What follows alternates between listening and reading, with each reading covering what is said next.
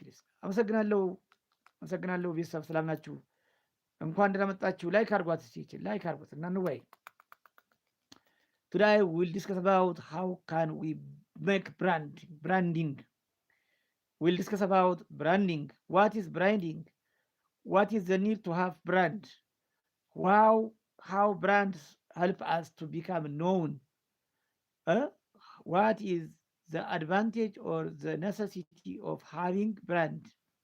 Is it good or is it significantly important to have brand? How it is? So how can we branding? So brand is the quality, the name or the indicator or the character that is given to a person, a thing, or somewhere, even places, which can describe the quality, the internal quality and